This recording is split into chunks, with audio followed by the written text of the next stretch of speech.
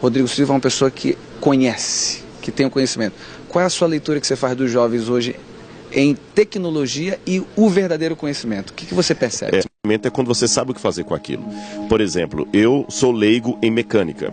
Okay. Então eu tenho a informação sobre o motor. Perfeito. Mas quem tem o conhecimento é o mecânico. Perfeito. Agora, ainda nesse primeiro ponto, está faltando o terceiro elemento, que é a sabedoria. É quando você não tem apenas a informação e o conhecimento, mas você tem a sabedoria de Deus para saber como usar aquilo. Num segundo momento, número 2, o grande problema que eu vejo hoje, você falou de tecnologia, é que os jovens não são tábula rasa. Quando eles vêm para a sala de aula, eles não vêm com uma cabeça pronta para receber informação.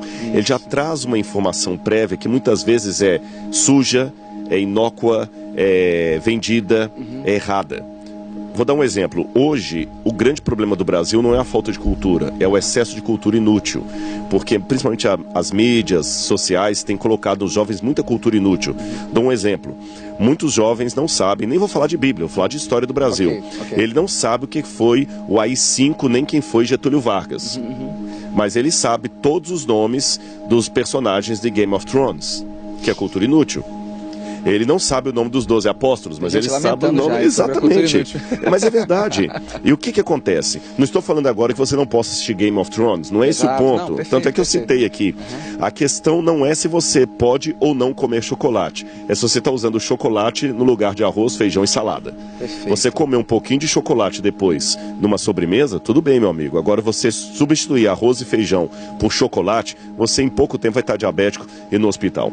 Então o problema dessa cultura inútil é que ela está tomando o lugar do arroz com feijão, da cultura verdadeiramente útil. E aí o que acontece? Quando o jovem chega hoje em sala de aula, a minha tarefa é mais do que dar conhecimento para ele. A minha tarefa é convencê-lo a tirar da sua mente a cultura inútil para colocar algo que presta. Conhece aquele programa Acumuladores? Pessoas que têm um distúrbio emocional, que ele vai colocando um monte de lixo em casa, e o grande desafio do psicólogo é convencê-lo a tirar aquele lixo para poder limpar a casa.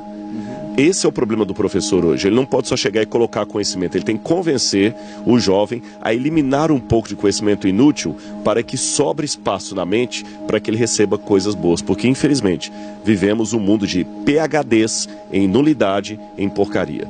Pessoas que, assim como eu conheço de arqueologia, eles conhecem tudo sobre coisas que não ajudam nada, nem espiritualmente, nem socialmente, a vida dele. Nossa, que perfeito. Gente, é uma live rápida.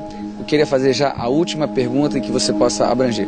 O seu raio de influência no Brasil se deu a partir de entrevistas nacionais como Jô Soares, em outros lugares, ou você sempre foi uma pessoa influente nesse meio, convidada para dar palestras? Como é que o povo tem essa curiosidade de saber? E como foi essa experiência? Porque eu também vi parte da entrevista e eu vi que o Jô Soares ficou assim, de uma certa forma, muito admirado. Principalmente quando falava de Jesus, né? Eles não têm aquela ideia de que existem pessoas que dominam de forma assim nostálgica, de forma assim encantadora sobre Jesus. E ele, quando estava ali diante de você, eu vi realmente o Espírito Santo de Deus agindo na sua vida.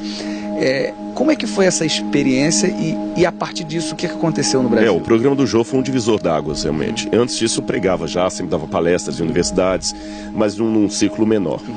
Um belo dia, eu falava em sala de aulas assim, eu vejo pessoas indo ao Jô Soares para falar de urinoterapia. Eu queria ver um cristão ir lá falando das coisas que nós acreditamos. E um dos jovens mandou um release a meu respeito para eles lá. Eles chamaram, e eu dei uma entrevista.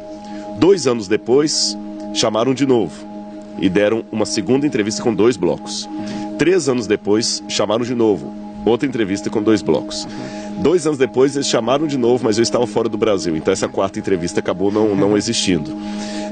E as 2 entrevistas últimas, que foram com 2 blocos cada uma, foi convite do próprio Jô Soares. Realmente foi um divisor d'águas, porque uma dessas entrevistas no YouTube tem, parece que 3.800.000 visualizações.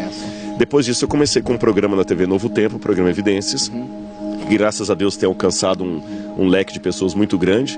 E louvado seja Jesus, porque todo mundo sabe o que eu sou, o que eu acredito, alguns concordam com algumas coisas, discordam de outras, mas eu tenho conseguido falar em universidade pública, universidade particular, em igrejas, Assembleia de Deus, Metodista, Batista, fora do Brasil, em Israel,